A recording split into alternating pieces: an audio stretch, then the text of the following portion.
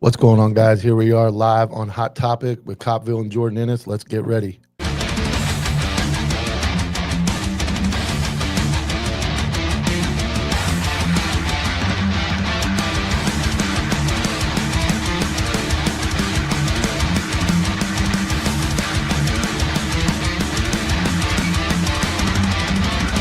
What's up, everybody? So I just want to give a quick shout out to Ghostbed, one of the OG first-time sponsors of the Anti-Hero podcast back in the day. They've been with us since day one because they have the widest variety of beds and bedding for the lowest price. I would suggest checking out their patented cooling sheets. They keep you cool on summer nights, especially people that live in hot-ass states like we do in Florida. I speak with the VP on a regular basis. He's become a good friend of mine. We stand by and guarantee ghost bed. So if you're going to replace a mattress in the house, or you're going to redo the sheets because your kids peed on them or your mother-in-law peed in it, whatever it is, go to ghostbed.com/culture and save 10% off the already ridiculously low prices. Yo, what do you think about the ad-libbed ads like that? More realistic?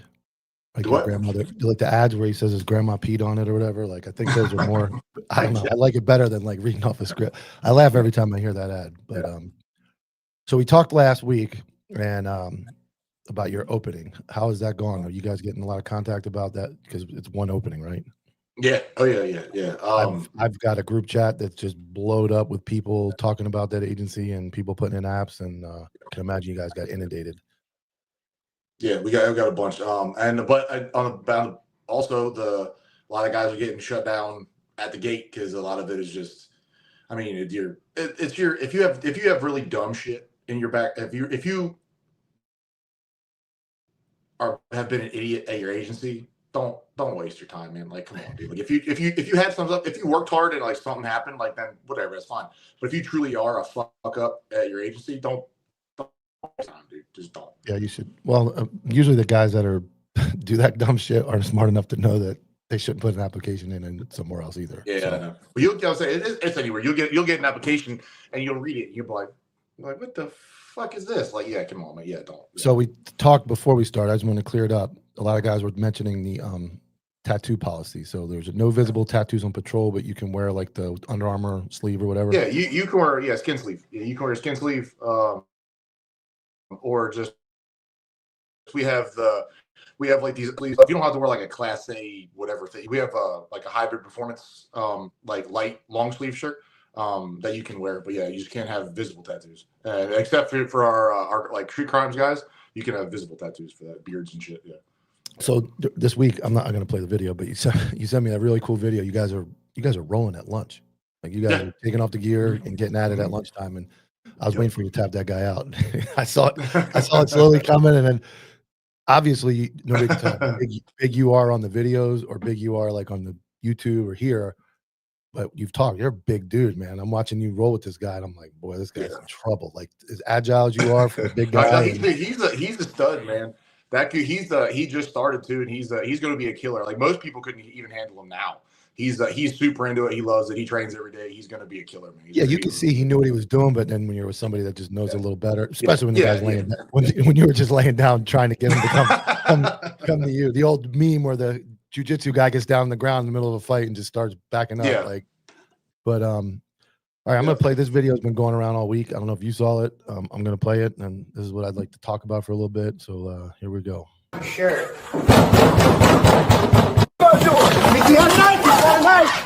Drop the knife!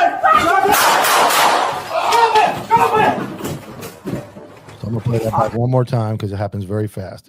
Obviously, we have a young lady there. I don't even know if she's wearing a vest. Kind of doesn't even look like it. Maybe.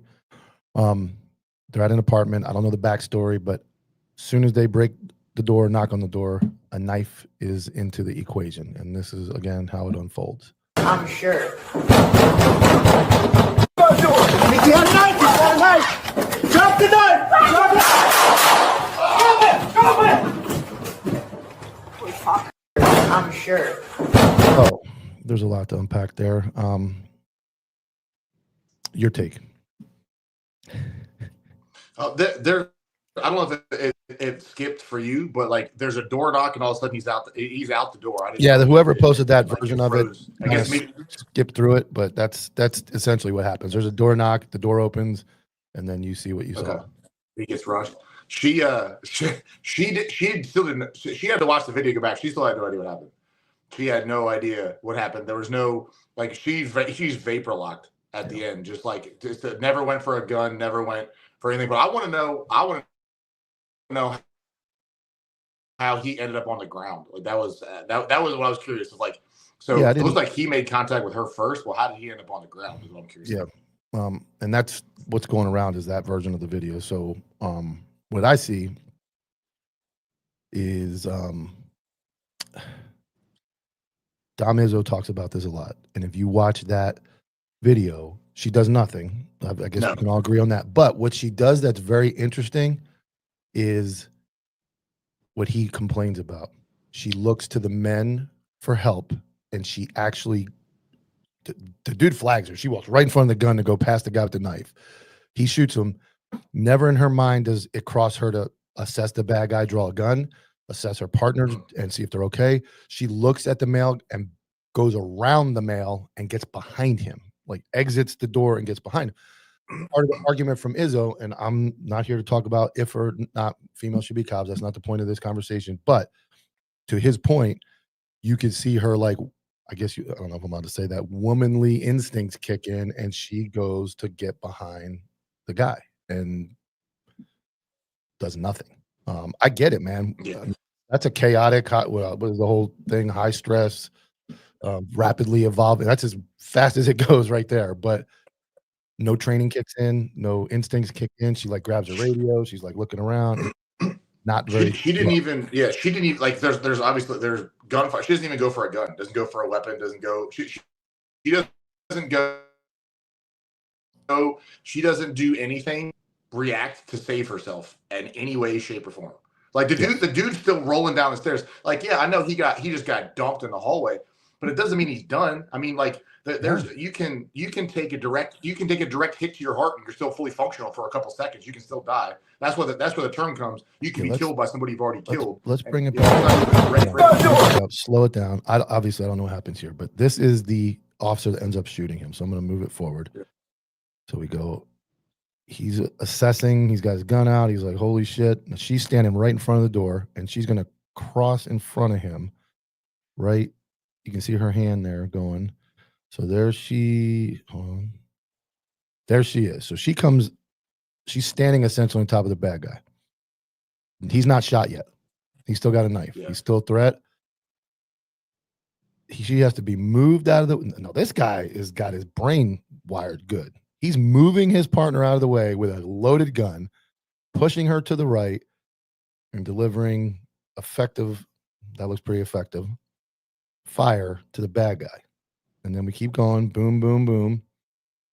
And she is going to come back into the picture. And this is what I'm talking about. No assessing the bad guy. He's going down the steps. One guy's down the steps. You can see the police through the rung of the stairs. So he's down there, that guy. Got a crossfire. And then she is looking not at the bad guy. Look where she's looking. She's looking down at the ground. And then she's going to look. I don't know what she's looking at. She's not looking towards the right. And then she's going to exit and kind of, oh my God, what just happened? She's going to fix my hair. Yep, fix her hair. She grabs the radio because the radio is the safest thing on earth that protects you from bullets and everything bad. And then you can see her like, hey, buddy, I'm going to touch you. I need to get away from this. And she starts to exit, oh my God, out the door. I think she has. Does she have armor on? I think she. I think she does. When you from the back, it looks like you can see the kind of the outline of the vest along her back. Now her shirt's fucking 11 sizes too big, so I don't know.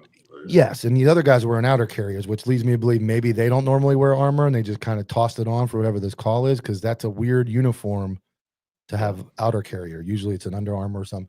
So I'm not here to. I hate breaking stuff down frame by frame. I'm not here to be a prick, but as you see it. That's a problem to me, which her reaction to the entire incident is a problem.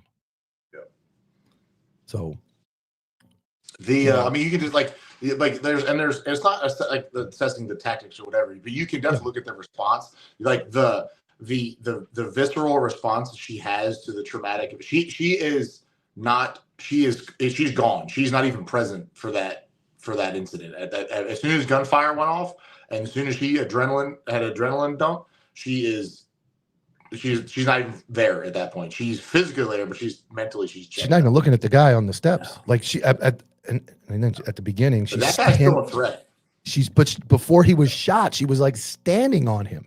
Yeah, you would think gun drawn. I mean, I don't know if the other guy had his gun out initially. I wish I had more backstory, but sometimes you just assess that scene there, and that's good because that could be your civil call, that could be your welfare check, that could be any normal call you're going to. Like, oh, this is nothing's going to happen. Any knock on the door, custody dispute, freaking lead, civil, that anything to like mom calls because her cell phone bill is high and son's in his room, hates cops, and he's like, "Yep, today's the day. I'm going down to fucking stab this guy." Like that's and those other guys. I mean, the body cam we see, that guy reacted pretty well, and to have the conscience to push her out of the way and put rounds on target that's well trained. And he was ready. He was ready for it. Yeah, he was ready for it. Yeah. So I got that one. Now, get the dog. We love dogs. We're good. So I'm going to transition because we know we like talking about TikTok cops. And I had somebody, I'm going to play this clip from the episode of our counterculture podcast that came out this morning where we're talking about something. And I'm going to let everybody make their decision on this. Let's go here. To me, you always bash TikTok cops. You know who we don't bash? The fucking SWAT boys and the jump out boys that put the little blurry line across their face in all those cool videos. Yeah. And they sell merchandise. Who cares? I know, but I think I'm being a hypocrite. No. So why is it different? Because they're cooler? Because they're cooler? Give me a second. Clip that. That's going to be a problem. So I got a DM and the guy says to me, you always hammer these TikTok cops for dancing on duty and then selling products and all this. And then he says to me, why do these guys that post at night all decked out with the black marks on their face and the hoodies and they're all, whatever. And then they have unit patches they sell or they sell t-shirts based on their, and Tyler's answer is my answer out loud. Like, oh, I lost it. Is that me that's blurry? Yeah, you're blurry. All right. Beautiful. Love technology. I don't know if it's, let me see where I'm on it. No, it's not. I can see you. There we go. So my reaction is Tyler's reaction inside, which is they're cooler. They're doing real work. So, but then if you're not going to be a hypocrite, it's, if you're looking at the black and white of the words is XYZ is making TikToks. Yeah, they're not ready for work. They're usually not squared away. And then they're linking bio and doing all this stuff. These guys are doing the Lord's work. They're out at 3 a.m. jumping out, making dope arrests, kind of like you guys are doing. But then they're selling merchandise and they're using these cool high-speed pictures in uniform while they're doing these cool high-speed things to advertise. And I'm in the air like, is it the same thing or do they get a cool pass? For me, I don't benefiting off of what you're supposed to fucking do every day. I really don't. Either way, like the pot, like using your experiences or what's expected of you as like, hey, check it out, this is what we do, and getting the appreciation for that, but trying to monetize what you do, I don't really like it either way. Just being me. I really don't give a fuck either way. Like I wouldn't take any money out of anybody's pocket, but like if you're out there doing your cool guy stuff, whatever. But a problem is a lot of the SWAT shit, like everyone's fucking SWAT nowadays. You know what I'm saying? Like, yeah, I made a meme the other day that everybody's jump in where the fucking Ninja Turtles. So you may have never hit a door in your whole fucking life. You may never get any call outs. You may just do training. So I'm saying, yeah, you're LARPing. You might look like a SWAT guy, but it's the same thing. You could do your get ready with me as a SWAT boy. So now I'm gonna put you really on the spot. There's a page called County Boys, and that's run by a person, and I know who it is. Yeah. And they run a unit, and they got a little unit, and they do high speed, cool ass shit. I'll give it to them all day long, but they use it to sell stuff. I'm pretty sure. Yeah. I mean, I don't know about that, but they work hard. I've worked with those guys before. Oh, They bang, dude. They fucking get it hard. So I kind of had a beef with them, and it's unfortunate, but we kind of went our separate ways because I made that reel with State Boys, and I said basically State Boys is the OG and County Boys is a knockoff. Yeah. And I caught hell, but yeah, I get it. They do, and that's where I'm like when Tyler. So when I met that clip is obviously a clip to make you want to watch the episode. Yeah, I don't have a problem with it honestly, and I do kind of go, if you're high speed, you get away with. I mean, I may be wrong for saying that, but I think if you're high speed, you get a little more leeway. And and definitely, I'm gonna If I will, I'll always align. I'll always align with trigger pullers over the person that that's never done anything in their career. Always, for sure. I personally, I don't care. I would never do that or try and monetize whatever it is that I do or gain or try, sell a T-shirt or some shit. But I mean, I can understand why. I can, but definitely, I would side with you.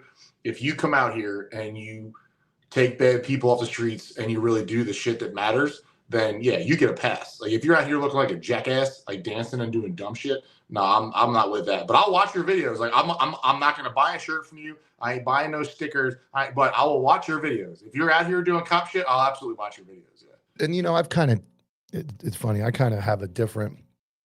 I've changed a little bit and evolved because when I first started, I was hidden behind the page. Nobody knew who I was.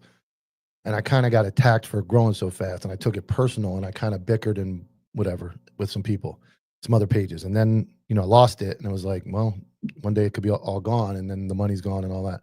I got it back. And since I look at it completely different, and I agree, like if I was still working and using that to this advantage of like money. And so I don't think that's right. And that's when I was on TikTok and I was a moron. People are always like, oh, he's making money. And I didn't make a penny on TikTok. And even on my YouTube channel, I think to date, I'm close to $100 after all those streams. Like you don't make a ton of money unless you're getting millions of streams. Yeah. But now that I don't work anymore, I use my previous, and I guess people could even argue that, well, that was your identity. Use it. But I don't, I'm not tied to it. And I'm not doing it on duty and I'm not using the agency insignia. And some of these guys are so mentally ill that the agency will make a policy that says they can't do it in uniform. They'll just go buy like a police patch and they'll go sit in their personal. I've seen it all the way to the moon. Now, I don't think we talked. Did we talk last week about the girl hanging out the back window? I think we touched on it a little bit. The girl off duty hanging out the back car window. No, I have seen it. She's from Pennsylvania. She's from Ross Township, Pennsylvania. I know where that is. Yeah. Yes. So you got her, and then you got the girl that finally I knew was coming. It's kind of like mine. The reason I got my IA was that there was a rap song playing in the song was playing and it has the N-word in it. So made it stupid TikTok, had nothing to do with racism, but it was a rap song. Yeah. But somebody finally pulled the card and went, it's racist. And then it blew up. Now you got a girl that these girls were making these cracked videos that said, if I didn't get cracked last night. Yeah. If you go play that song on TikTok and scroll that tune, there's thousands of cops making that same video. You're going to get locked up tonight. You're going to get, and one news agency in Texas jumped on a girl, made it a big deal, and it gets on World Star and national attention. So I was at the live event Saturday in Miami, and I talked to Miami-Dade SWAT commander. Miami-Dade Sheriff's Office, 0 social media. You cannot post in uniform. You can't make a video. You can't take a picture. And at first you go, that's kind of, but it's not. It's not that's how I believe firmly. That's how it should be. I don't think because it's just saving you. You don't know you're saving yourself from yourself until you burn yourself. Part of me thinks like, so especially if you get, trashing. So a lot of, whether it's the TikTok assholes or like even the high speed dudes, if you start getting attention or like you start getting like, it's by human nature, you're going to start steering what it is you do towards what's getting views. So I'm thinking like, what happens if here's the thing. What happens if you're in a fucking chase, right? You're in a chase and your gut says, hey man, that's a wrap. We're just done. We're done. This is too much. But the little part of you's like, hey man, do it for the gram. And then you start, you know what I mean? You start doing some stupid shit because you think it's going to get you views and it's starting to steer and skew the way you do business. And it's the same thing with like, I bet you if you met a lot of these like TikTok cops, it's like if you met them when they started versus how they are now, they probably changed. It probably emboldened them to make them do some shit that even if they saw themselves when they started, they're like, they would never be doing that. Like some of them, like some of the cops, like the female cops, like transitioning like OnlyFans and shit like that. And they would never have started it, done it when they were back in the day, probably. Who knows? You got one that ended up on reality TV. She got canned from 2 agencies and then gets on some stupid TV show because she's the cop. And then, I'm not going to say any names because there's some people on here that, so here's the tough world and I've noticed this now that I've gotten into sponsors and advertising and all that stuff. Startup companies, small companies, they need exposure, obviously. So just kind of like, and we've all done a little fanboying, I think, even with you, like when we first talked, I'm like, holy shit, fucking Ennis. Even though I said your name wrong. But it's like, so if a small company selling hats, shirt, even me as a small Copville guy, and I get a big follow from an account, even the other day, Victos brand started following me. They actually shared my meme of the upside down gun and that was up by your way. Morrow PD, yeah. So that's real. That was a 2021 picture taken by a deputy. And that was a city cop, and it was a real picture. People accused me of Photoshop and all that, but it was an old picture. The dude's like, I had nowhere to give it to until I saw your Out of Touch series, and I was like, so Victos brand boots and all that stuff shared it, and even I'm like, holy shit, that's a big company, And I'm like, I actually own my last 2 pairs of boots, and I have a brand new pair because I didn't know I was going to be canned. Are Victos. So I reached out. I'm like, hey man, this is what I do. This is our company. So I get like the social media / marketing side of things now, where even me, I'm still like, that big account followed me, so I should, oh, that's cool. Or maybe they want to collab on something, or maybe they want to do something. But when you have nothing, you're not into this business, and this is my full-time job. I don't have another job. I'm not a cop, so I'm not studying case law anymore or going to the range and all that stuff. This is what I do. That's my job. But when you're supposed to be doing all the other stuff, like making sure your partners aren't getting killed and you're prepared and you're wearing your vest, all the things we're supposed to train in, going to the gym. When you start getting into like you're a superstar, you're right. Like that is going to suck you out of maybe, you know what? I'm going to do this traffic stop just so I can post it. But next thing you know, you're smoked. Like you didn't do it with good intentions. You did it for some other reason. And then you don't get a do-over. Yeah. And it's because of social media, and that's the weirdest. I was waiting, and that get crack bullshit that did me in, and I was waiting for like some cop that I knew to have done some stupid ass shit, and it happened on that. It was a guy that did the I'm cracked. It wasn't a trooper. I was hoping it was going to be a trooper, but it wasn't. It was one of the motor carrier guys. So like the trooper adjacent commercial motor vehicle guys. And someone posted a video of it, and I was like, "You fucking idiot!" Like I was like, I was like, I'm not calling this dude. I was like, I'm not. It's fucking ridiculous, man. But if you call them, they're not going to. I am guilty.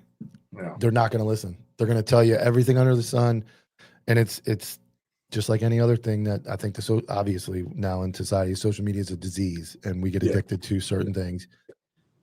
I try to use it for positives. I'm on a kick now where I'm trying to beat my calorie, and I'm not posting it, but it's like when I used to run, training for SWAT and long distances, I would post my run at the end of the day, and I would go, you can't post slower than yesterday. I don't care if it's 1 second faster. You can't post slower than yesterday. Yeah.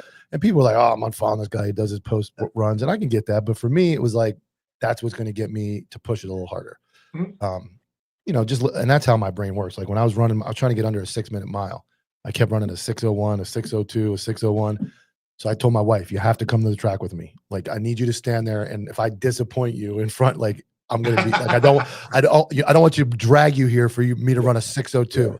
I ran a 5:51. And I don't know that obviously she couldn't have made me run faster, but in my head, if that little bit of adrenaline or thought, and that's what using that stuff to a good advantage is. But when you're on, and I know you're not big on social media, but it's bad. I haven't opened TikTok in like 2 weeks, man. I can't do it because somebody will send me something and I go, all right, here we go. I'm going to dive in. And by the third swipe, I want to go fight every one of those cops that's doing that dumb shit. And now they're, selling merch. This is Jerry Worms, the man. What's up, man? He's a modern day street goon. Yeah, I watched. I knew who he was. I knew who he was when I was little, bro. I remember watching his ass when I was a little kid. Yeah. So I don't know if you guys watched the live show or saw it, but we were laughing. The first live show I wasn't part of, it was chaos. The second live show, I got so drunk I took everything on my shirt off and that was a mess. And there's a video of me in the van because some chick sat on my lap and I'm like, why am I not in trouble? Somebody sat on my lap. My wife should be killing me. So this one was like very calm. Yeah. But the big event was there's a kid named Jack up in Wisconsin. He first he had cancer. Yeah, first he had type 1 diabetic. Yeah. Made it through, got hired, and then he got to meet Jerry, who he always wears Jerry's shirt. So in the middle of this, like supposed to be macho cop live event, we're all fucking crying, like watching watching this unfold. But it's like, you know, and Jerry is I finally met him in person, and him and his wife Liz, they're just the best people. And you know, does he still live down in Florida? No, he's up in Knoxville, like area of Tennessee. He retired up there. He worked for Broward, then Cape Coral Springs.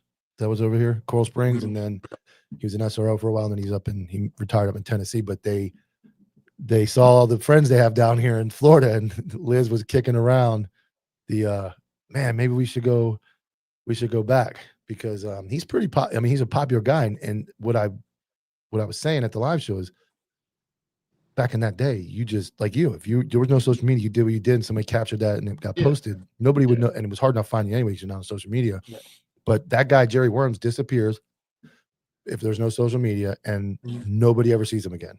We just have that soundbite, and it's like he deserves the credit for like being one of the pioneers of like showing people what hardcore police work is like. And you know, he could have sat under a tree. He's in a miserable area down there in Broward. Like, who wants to do that? Jerry does. So it's cool that we're able to bring these guys back. I'm trying to still get a couple guys, and they just there's a bunch of like the original like OG one, the guys that I remember watching when I was a little kid. I would love to know where they, the where are they now? I would love to know where they are. I mean, and I still remember the scenes. Like I remember them. Like I forgot all the shit. Most of it I learned in fucking high school, but I remember watching, like Piscataway, New Jersey, like the dude like dragging his dude smoking a crack pipe. I remember that. Like I was watching this. I got in touch with Damiani, Poppy. Okay. Yeah. He responded once. I sent him 2 or 3 messages, and I'm not going to keep bugging him. He was just didn't show any interest. I actually took Petroselli was another guy up there in like Passaic. He was a Bindle. He got the Bindles. He taught a 420 group interdiction class years ago when I was brand new. So I got to meet him. But yeah, it's like, you remember those the guy in the Las Vegas black dude that throws that choke that's in my choke slam that dude. He ended up, somebody said, I think he got cancer, and he ended up leaving. So something happened. He ended up leaving, and he's like off social media, quiet. I like, every time I think of one of these dudes or see him on there, I'm like, man, I'd like to get. But I also respect like some guys, they did it. The other guy to my intro, the trooper, screaming and yelling about the marijuana and up in from Connecticut or whatever. Yeah, he's still working. So he retired from he retired from patrol, and then he went to he's a school resource officer. He's like, yeah, my union, the big unions are big up there. He's like, nah. Yeah. That's a funny story because he didn't even really get in trouble for that. Like, it looked like it was crazy. I talked to him. He took a suspension, a Friday and a Monday, got a 4-day weekend. His whole command staff was laughing about it. And he didn't even get in trouble. Like, it was nothing. And but it looks like it, now I think it would probably be even bigger story if that were to happen like today. Yeah. Nunchuk, Nathan. So here, I got another. This is a funny story. I posted this video the other day. I'll make sure I get the guy's name right because, I talk shit. So I posted this video. Oh, God, yeah.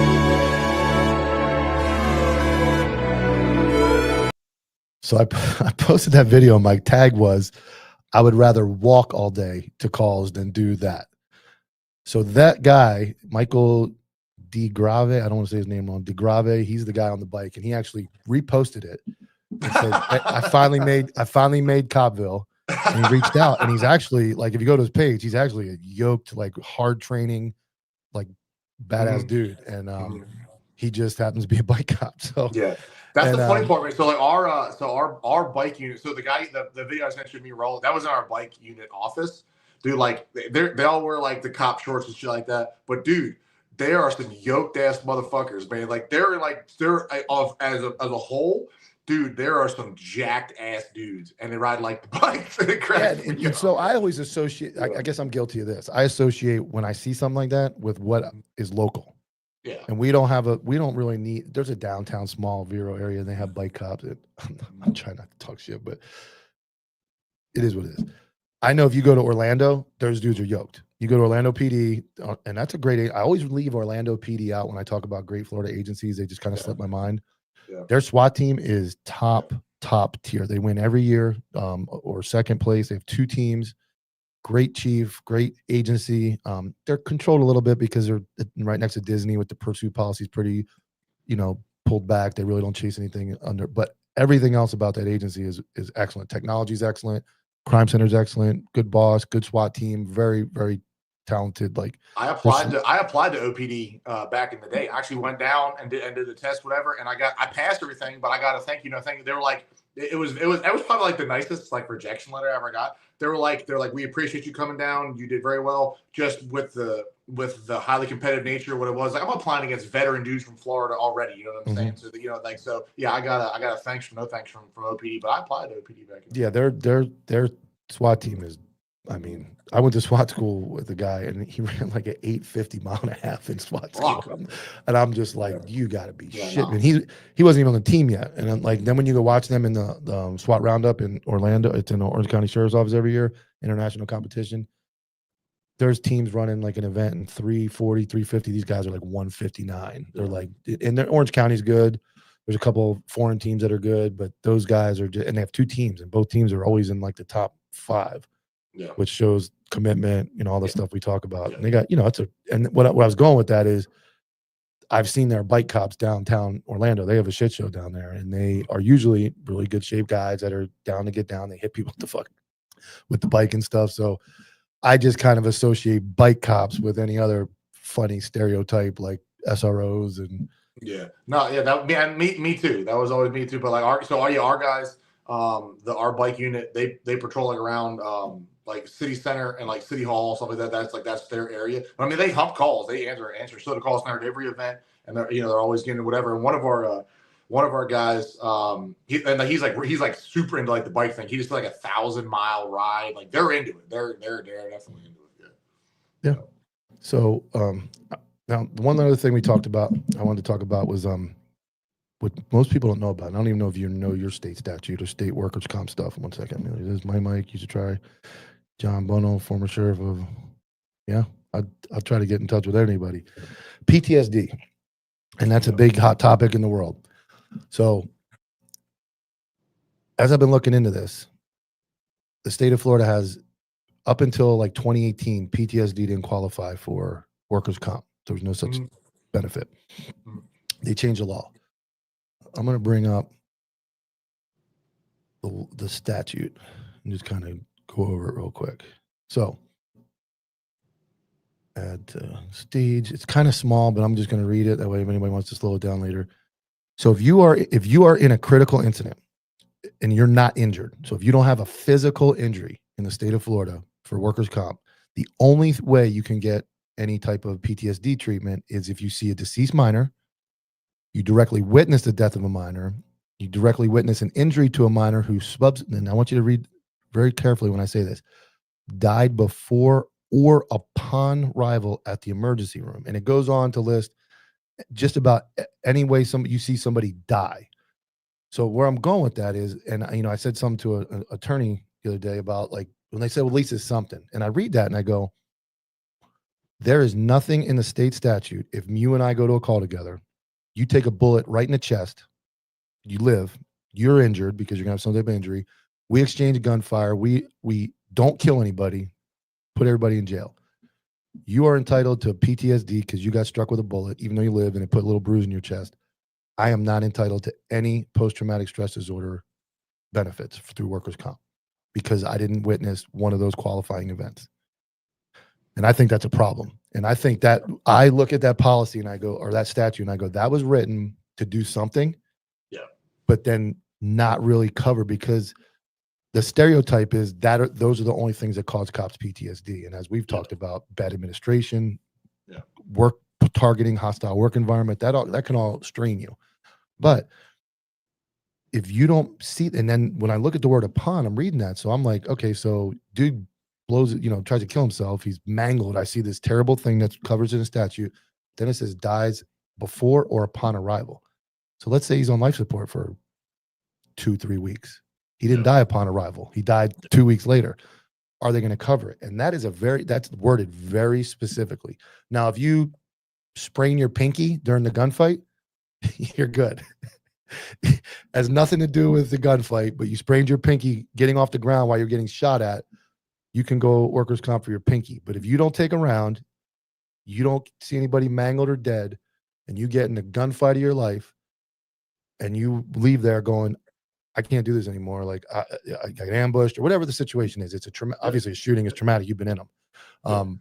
You don't qualify for PTSD in Florida under workers' comp. You can quit. You can go, I can't do it anymore, and go get another job or be on unemployment, but you're not covered. And I think that's a huge problem. Yeah, for sure. And like, it's almost like they looked at what is the safest thing to say? What is the lowest ratio of horrible shit you're gonna see? We'll throw that in there. And like, because if you put in, hostile work environment or shit administration or crap supervision or the things that you're going to get every single day, like you're going to be like that wears on you more than any dead body you're going to see, because that's a constant every day. If you get locked in with a shit supervisor, that's when I was a GSP. When I was a GSP, I had an atrocious supervisor for the last part of my career. He's just a piece of shit, and like that was the most mentally taxing part of all the crap we were doing. The most mentally taxing part, the thing that hurt me the most, was having to deal with his ass every single fucking day. Yeah, and you think about that. That's like you knew every day when you're Jordan Ennis, you're fucking not fucking around crew. Yeah. You knew every day going to work, no matter how badass you went and pitted anybody, jumped across a hood, you had to deal with this fucking guy. So everything you were doing was secondary to the treatment you were getting from a boss, and that's like having an abusive parent. Like when a kid's getting his ass beat every day, you can't just walk out the door. And it's the same thing with the job. We'll quit. Yeah, eventually, the answer is go somewhere else, and you did. Yeah. But the immediate response, and I look at it like the military benefits. There's ratings, there's percentages. Like, hey, this guy has PTSD for XYZ. He's getting 30% rating. He can still work, but he's getting paid something because it could get worse. And I look at the state of Florida, and I think that's one of my new focuses, like getting that statute and redone. The problem you're going to have is, we all know about this. Workers' comp attorneys are going to, if I got a congressman or a state senator or somebody on board to start pushing that, they're going to go, so you want us to pay millions of dollars or billions of dollars of cops for PTSD? We're not going to support you in this next election. Shut your mouth. That's what I think would happen. And that is then, and if you read that statute, I'll put it on my page, on my story, or link to it. You read that as a Florida cop, you need to know that, because that was one of the biggest things I would tell people about working, especially for the state, is like, so prior to me coming on, a couple of years before I came on, like there was actually like an actual medical retirement, like a legitimate like medical retirement. And then they changed it where you get nothing. You get like the percentage of the year you were on. And like, so there's troopers out there that are in the line of duty getting hurt. Like there's guys that have gotten, their back broken or whatever in chases, and they physically can't work anymore.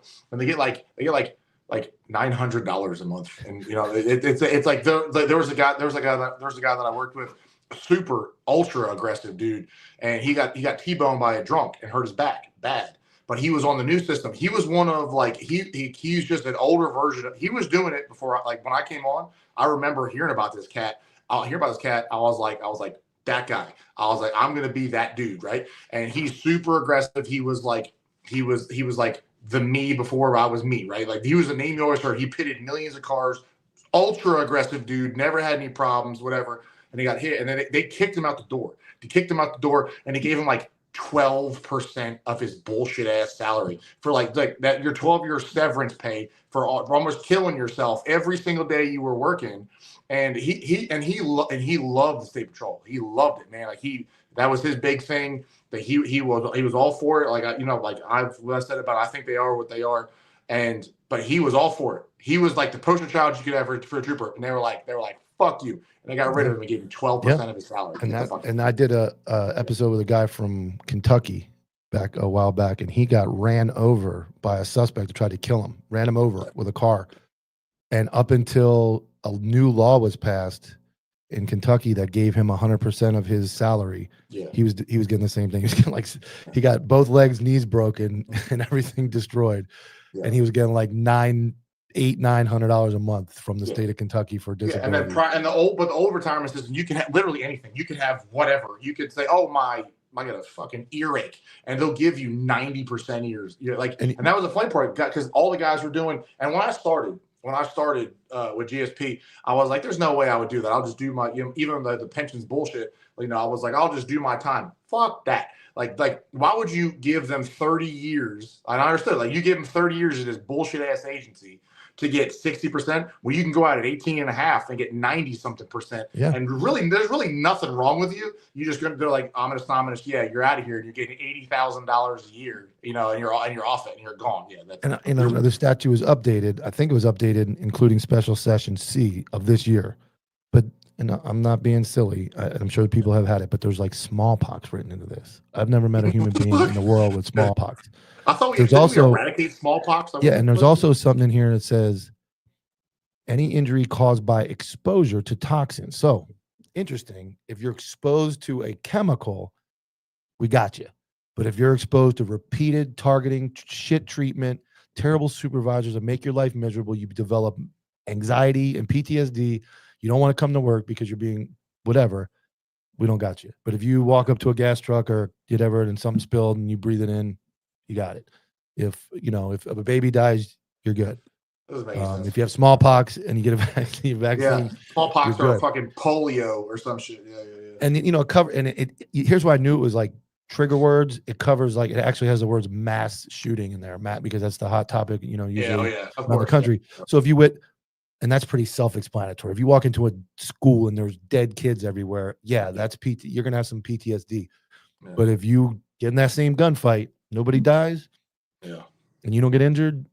Well, also, how are they gonna? Is it the right kind of mass shooting? Because Chicago has mass shootings every single day. The Chicago cops are showing up to like 3, 2. I think what's mass shootings? 3 people, right? Whatever it is. I think it's 3 people. I got an app. Yeah, it's a mass shooting. Dude, there's guys working the Austin area of Chicago who roll up to 3, 4, 5 people shot every weekend. So this past weekend was very slow. There were. You on Hey Jackass? Yeah, 3 killed. I always watch. Yeah. Hold on. There were 1, 2. Yeah, there was only 3 killed and 28. Only 3 killed and 28 shot in Chicago this weekend. That's it. And then for the year, where we at? August, just for the month of August, 20 shot and killed, 127 shot and wounded, 147 total shot, and 22 homicides in the month of August. And we are on the 20th. So 20 days. Yeah. And now PTSD. So I guess those guys are covered because they're walking up on dead bodies. So if you see a death, you're okay. I hope man. I always wondered the logistics of, so I think of we have 4, 5, 6, 8 homicides a year, maybe. And I remember, crime scenes, violent crimes. You know how that scene, everybody comes out that, in the small town like I live, everybody and their mom comes out and walks around and tells people that, I know what I'm doing. Yeah. But think about Chicago, and there's 5 of those scenes going on at once in the city. And there's 5 different detective teams, 5 different crime scenes, 5 different medical examiners. I mean, I went to Miami. I had a guy murder-suicide. A guy strangled his wife, went to Miami. We tracked his phone, and he shot himself as he was pulling into the back of when we were tracking his phone, he pulled in the back of a room to go and killed himself. They pulled the ME, came out, bagged and tagged, and they were gone in 20 minutes. They come out, do the whole collection, take the pictures right there at the scene, roll them over, put them in the truck, and off they go, quick. Yeah. So it's can you imagine what's going on? And that's just one city in America. Yeah. And that's not even a high one. Chicago's not considered. I don't even think Chicago's in the top 10. When it comes to no, if you go to the top 10 most, I think it's New Orleans. I don't even think Chicago's close. Top. But per capita? Yes. Most. Shit. Memphis probably has a bill. Yeah, West Memphis. My wife should be like texting me this stuff. She should be like the producer. Your support staff. Oh, I guess Illinois. I'm sorry. Which sort? Well, looks like maybe it's fourth. Let's see. Which cities have the highest murder rate? I was like, Chicago has to be up there, man. Chicago be. Nope. The top 5. Here's the top 5. That's all I can find because I'm not gonna stare at my phone. Memphis, Tennessee, St. Louis, Missouri, Baltimore, Maryland, Washington D.C., which are right next to each other, and Birmingham. We always forget Birmingham, Alabama. Birmingham. Oh yeah, Beham. That's right. Yeah. That's the top 5 most dangerous cities in America for shootings. So, and just to think, have you ever been to Chicago? Yes, I like Chicago a lot. I did. Well, if you stay the right place. Yeah.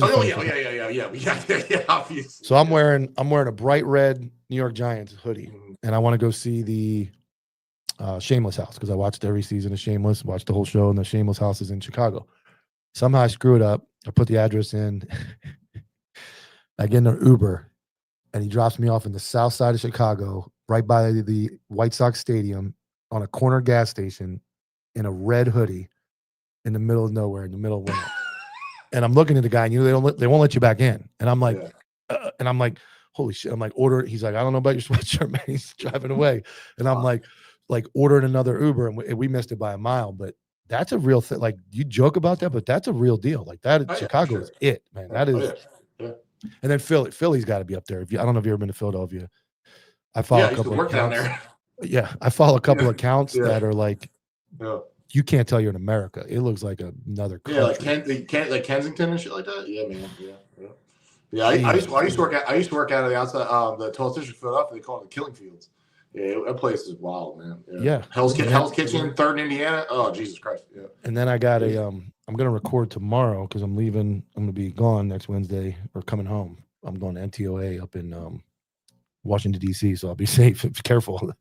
But I got a 25 or 30 year Camden County corrections guy who's like, I've stepped over piss, blood, shit, everything, people's brains beaten in the jail. Old timer, real nice guy from Jersey. I'm going to probably record with him tomorrow for next Wednesday, but that's a rough area too. Camden is bad. Camden is wild. Yeah. So, and then, like I said, that when I start talking about the TikTok cops, it's almost like you're disrespecting those guys that are dealing with all that by doing what you're doing. It's like it's like when you're in a team and you have the minor league single A dude is acting like an asshole, but that's affecting the major league team because he's part of the system. If you're in a small town, you're in a minor league town, and you're a cop, you should be upholding the same prestige that these guys are over in these cities just fighting like Memphis and DC. If you have the time in your day and the safety to be able to go somewhere in your city and just not focus on what's going on around you and film some stupid shit, then you should just have the respect, because there's guys that can't. You'll get murdered. Like, you can't. You eat together in a huddle. You park in the middle of a parking lot, surrounding each other.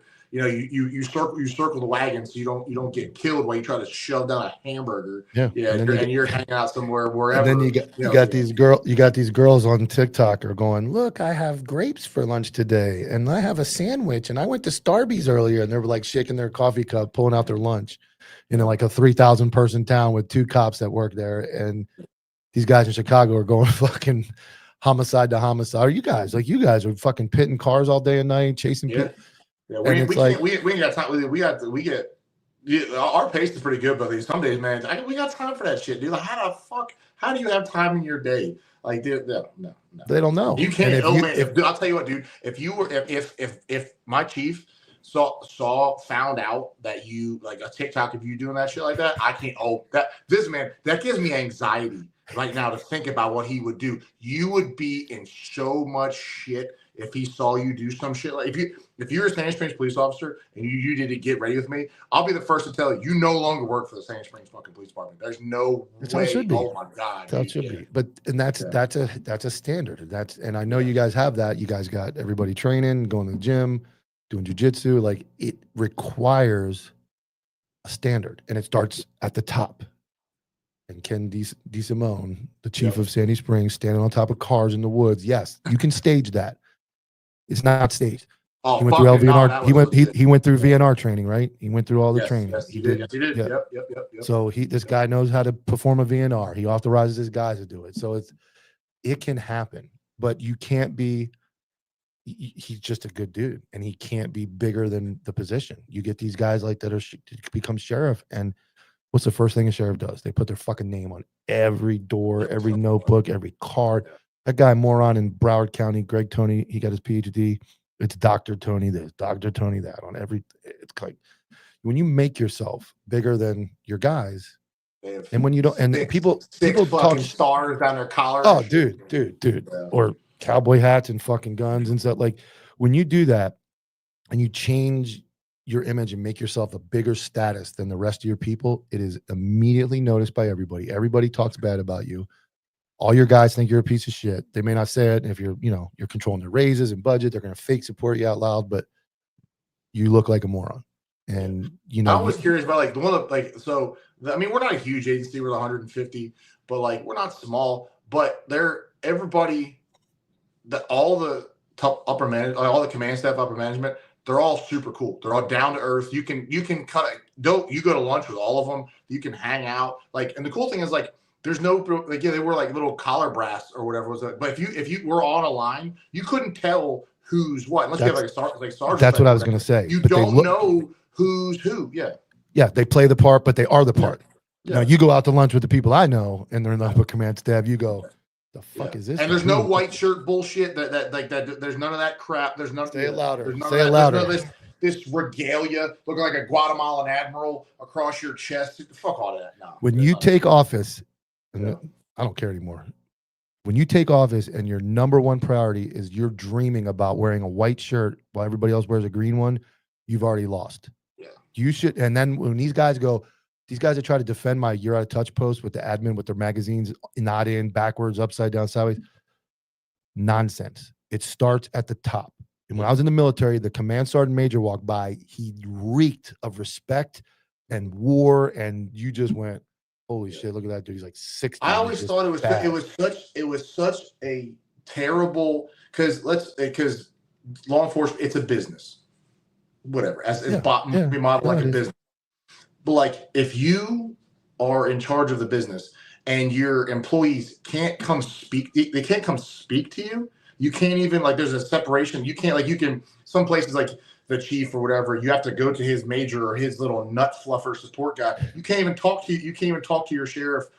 Why can't I go talk to him? Why? Or like you talk, like I've talked to, even as a trooper, I've been around, like you talk to them and these guys are like, they have this air of whatever. I've talked to sheriffs and whatever was like that. And like, they're talking at you. They're not talking to you. And I'm like, who are you, you nerd? Like, I'll pull you over when you get out of here. I'll strip search you around the side of this highway. I don't give a shit who you are. Like, it doesn't matter. But like, so for us, you can walk into chief's office. I could call the chief, all the majors, anybody right now, and they're like, "Hey, dude, what's up?" Like, legitimately, like, have a conversation. Like that is the kind of people that when you have it's a professional working relationship. Yes, it is, but you at least have a relationship with the people that you work with, and the division when you have so much separation of you lose touch, right? You're out of touch, right? You have the top doesn't know what they're doing, or if you go and something happens, there's nothing more of a pain in the ass when you talk to like somebody who's in a command level position where like a traumatic incident happened or something happens or what goes on, and they have no fucking idea what's going on. You don't have to know the name of everybody you work with, wife and their kid. You don't have to know that. It'd be cool if you did. Our chief does. Our chief knows everybody's first name. He knows everybody's first name about everybody. Like. You don't have to be on that level. But if something serious is going on in your department and you don't know because you're insulated down because you have a major that deals with it or a captain that deals with it, that's horseshit. You should want to know what's going on with your people. So if you're in a situation where that person, you see that person in the hallway and you're like, hey, Mike, I heard about what you got going on. How's everything going? That might be the difference. That might be the difference between him blowing his fucking head off. Yep. And you say to me, he's like, shit, man, the sheriff, sheriff knows my name, dude. Sheriff knows my name. Maybe it ain't, hey, or he'll tell you something I got going on. Sheriff, let me tell you something. This is what I got. And so just be a human, man. Yeah. And that's the problem. And I think to touch on what you said about the way they look, when you look, We like dogs, so don't worry about it. When you look at a command staff, my opinion is, if I look at you and you're not wearing a vest, your shit's all jacked up, I don't care what you say. It's like looking at your parent doing dumb shit when you're a kid and your dad's not, he's speeding or he's smoking weed or whatever he's doing. You're like, well, I guess I can do that. I can cuss. He's cussing.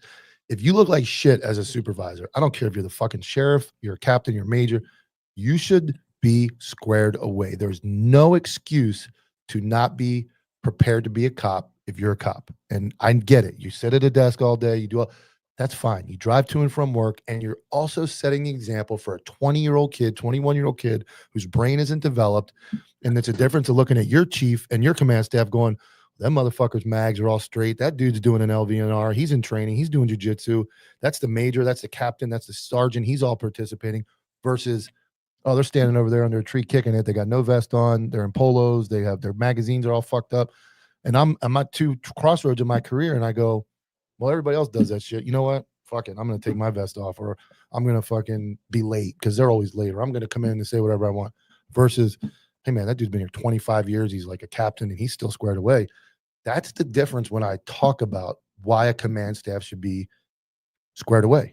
Squared away. It shouldn't be different for them and different for the troops. It should be everybody. Now, there's always a little, I get it. But at the core, you cannot lead properly if you look like a shitbag, you act like a shitbag, and all your shit's jacked up and all your command staff's jacked up, and expect young kids, because this is the Y generation. This is a I need an explanation generation. This isn't our generation that went, it doesn't matter. And we went, okay, we'll just do it. These kids don't do that anymore. They emulate and they look around and see what everybody else is doing, and then they do it. So you can't be a shitbag leader and be better than everybody else and then have terrible standards and expect everybody else to have a high standard. I think that's the most ridiculous thing that law enforcement is trending towards. Attitude reflects leadership. Yeah. Because then it's like, if I'm squared away and I look at you and you're not, like, at some point, even as squared away dude is going to finally break. I remember when I got promoted to sergeant, they asked me where am I an office to be? And I'm like, I don't want an office. I was in street crimes. I'm like, I don't want an office. I'm going to sit in the back, my desk. I let the two other guys pick where they wanted to sit first. I picked last. Do whatever you want. I got you. Come 10 a from the house, whatever you need to do. Just let me know what's going on. Like, very simple things. Yeah, I have an office. I never, my computer wasn't even plugged in. I never sat at my desk. I never, nothing at my desk. I was never in my office because there was nothing I couldn't do from my car with a computer and a cell phone. Nothing. And then absolutely nothing I couldn't have done. And there's nothing more of a pain in the ass when we'd be out doing whatever, or like I'd be off. And like, so I'd be doing something else, and the guys would call me. I'm like, hey, where's it? Well, never mind, I won't even say his name because, you know, whatever. He's a treasonous pussy, but whatever. So like, I'm like, where's? Oh, he's sitting at the office. Why is he at the office? Why? I know what he does you don't have to be at the office. And like, his guys would be like, well, you know, we're going to lunch, and they stopped even going to lunch with him because he'd never be around. And there's the disconnect. You know what I'm saying? Yeah. That's the lunch, man. They come in, they sit down for 2 hours, go to lunch. And I remember that some of these detective sergeant offices looked like murals, like thousands of coins and stuff and this and that. I'm like, bro, it's your fucking office. Like, I wouldn't even want to be in it. Like, the most miserable part of my career was in investigations when I had to sit at a desk, and I was like, oh my God, I can't believe I got to sit here. My second stint in the detective, I was able to dress down into Class C and BDUs and go out in the field because the climate changed. But I look at some of these guys and I'm like, I guess you don't plan on leaving here. You got microwave. You got a microwave. You got like the 1979 All-Star team up on the wall, 40 coins, tumblers. You know, an oven in the corner, a fucking hot plate. Like, you're not going anywhere. And it's like, that to me reflects the type of police work you're doing. And that's why I get very little, but there's a lot of comment or DM me like, oh, it's admin. They don't have to do anything. They're not going out to do anything. But they don't do anything by choice. They don't have. Listen, man. I've been at the highest level of paperwork. I had a crew of the most feral motherfuckers that did this job, generating more paperwork and freaking killing people and crashing cars and destroying shit and getting fucking hurt and doing the most paperwork generating group of miscreants you can have. I was the worst case scenario. And I had zero problem with it. So I'm looking at all these people. I'm like, you don't have to do a third of the shit that I have to do. Get out of the office. Get out. You're doing this. You're doing this because one, you're either disorganized, you have terrible time management, or you are complete. Oh, well, I got so much. Put me on admin for what, dude? For what? You have 3 emails. You have 3 emails in one spreadsheet. You can fix that shit before breakfast. I can do that driving. I can do that driving down the road. Dude, I'll be on the way in. We had Microsoft Teams. I'll be on the way into work, sending emails and finishing pursuit packets. I'll be on the phone with the insurance company, have them sending me shit, sending all my shit to Teams. I'll be on the way to work. I would have all my shit done. By the time I was 10-8, I was ready to boogie. And so you can't tell me you have more than me. Yeah.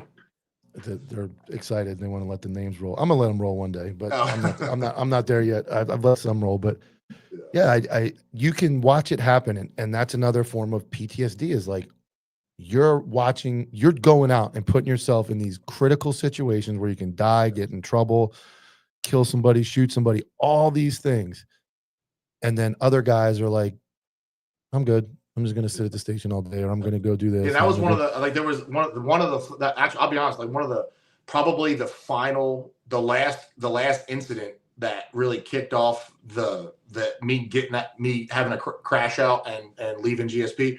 We had a murder suspect. We were tracking, and he pulled out of an apartment complex. I pull up and just stack him. I get behind him. And just put him into a pole, right? And see, and the way GSP works is a supervisor has to work your pit or whatever it is like that. That's their policy, right? Mm-hmm. Well, because I was the supervisor and the other supervisor he was at the fucking office. He was at the office. So he got all wrapped around the axle because I was the one who did the pit. Not that whatever happened, we just got a murder suspect or whatever. And we'd done hundreds and hundreds. It wasn't a big thing, but he had to leave the office and come out there and to try to do this whole big blowout of me and him having a discussion at an elevated volume in the middle of Martin Luther King Boulevard in Atlanta over that shit. And that was just how it went, man. It's like if you were just running the office, you could just come out here. We wouldn't have to worry about it, but whatever. Yeah. And that's the point that I have about like admin, equipment, and leadership. Because if you want an agency that's going to do what you guys are doing, and you have an administration that's doing it too. If you have an agency where you watch these guys come to the range, they fucking can't shoot, they miss, they're late, or they just, you watch a guy show up, deputy chief or something, he doesn't even shoot, he leaves and gets the old finger fuck qual sheet or whatever. Yeah, that stuff resonates down. Poking a hole. Yeah, that goes a double right there. Yeah. And how do you, even as a deputy or lower level supervisor, how do you enforce certain things to your new guys if they just look right above you and go, well, your boss isn't doing it, why don't you go tell him? It's like, what do you say? Well, they're sorry with that statement that they're supervisors or they're admin, and you're making it okay. That is already ethically wrong, because that's like saying a certain citizen can get away with this, but this one can't. If these guys who are your leaders look like shit, don't train, don't have equipment squared away, how can they ever look down at you and go, well, you did this, this, and this? Well, yeah, I did. You do that, that, and that. They hide behind a policy, and they blatantly violate the policy. Yeah, I know, but that doesn't mean it applies to them. Yeah. When I went in and I sat on my board, for all the shit that supervisor wrote me up for, and when I presented that he did the exact even worse than what he wrote me up for, and I presented all this factual basis about how technically all the things that I was doing, he was doing and worse than me. They didn't even address the fact that he was a fuck up. They said, well, why are you making this about him? Because he's doing the same shit too, jackass. If I'm on the hot seat, you should address it with him too. You know what happened? You know what happened to him? He got promoted. So get the fuck out of here, man. Yes. That's how it goes. And that, and that's my argument in the nutshell about everything. We'll wrap it up, is that you can't have an effective agency if your leadership is trash. And it sounds so simple, but I'm talking about not just being like good or bad people, because you could be a shitty person but still run a good agency. Yes, for sure. If you have some rules and some standards, and you could be the most miserable person nobody wants to talk to, but you have everything squared away and it runs itself based on ethics and policy being upheld, and like everybody being on the same page when it comes to appearance being squared away. You can't have a sheriff in a picture on TV or on the internet with like 9 deputies violating the policy, not wearing their vest, and then ever, in my opinion, ever write another human being up that works at the agency for not wearing their vest because that guy became a problem and somebody doesn't like him. They go, oh, we got him without his vest on. I would go to the Facebook page. There's 20 people standing with the sheriff and directly violating policy, and nobody cares. It's only, and when you only enforce policy to people to go after them, everybody sees that. Nobody will speak up, because I found that out the hard way. Nobody's going to really speak up for it, but they all know it's fucked up. So I think I sound like I'm like getting paid by Sandy Springs Police Department, and I'm not. But I just continue to see. It's just that, like, it's one of the things, like, have your guys trust you. Have your guys know, not even feel that you support them, know that you support them, and have your discipline be consistent. I'm not saying there shouldn't be the cops too. Like, I fall down and skin my knee sometimes too. I've been doing this shit my whole life. I run up on rocks. Everybody does. But have your discipline be consistent. Have your guys understand what the deal is. Don't be too fucking heavy-handed, because you can go. It can be. It's either a thing or it's not. Right. Have good communication, and just be a good person. If you like 5 things, come on, man, how hard is that? And your agency, dude, your agency will flourish if you have your guys do that. Your guys will run through a brick wall for that, man. You can't, and I'll end it with this: you can't blatantly run investigations or complaints differently when everybody knows you're targeting somebody, and do it and think that the people are going to respect it. They're not going to say anything because they don't want to get fired. They're not going to speak up because they don't want any problems. But you lose credibility when you handle cases, investigations, or treat people differently, blatantly in front of the entire agency, especially if they're squared away. And it's like, people, we had people smoking and fat, and they would get away with it, and you're not allowed to smoke. And that we had a no tobacco policy, and our fucking deputy chief would walk around the whole fucking day dipping, walking around fucking all day with a cup in his hand. And you're like, big sign on the back door, and our sheriff made a huge deal about it. Tobacco-free building, whatever he calls a fucking place. And here's a guy, every fucking 10 seconds, he's walking around spitting, and it's like, well, if he can do it, how now I'm a supervisor, and I got Johnny, new guy, dipping in his car. What do I say to him? You're getting a letter of counseling for, well, the deputy chief does it. Yeah. Oh, he's allowed. Like, it's just a nonstop problem across the board in America. But go to Sandy Springs. They have one opening. You better hurry. So appreciate it, Jordan. We'll hit it again next week. We appreciate everybody tuning in. Check out my Instagram at Copville OG if you're not on there. Check out my website, www.copvilleog.com, for merchandise. And I have tonight at 9 Eastern, which is 1 hour because we went a little over. Dom Izzo is on Cop Talk Live over on his Instagram channel and YouTube, and I'll be back Friday night live. No, I won't. I'm driving Friday night, so there won't be an open mic next week. So y'all take care.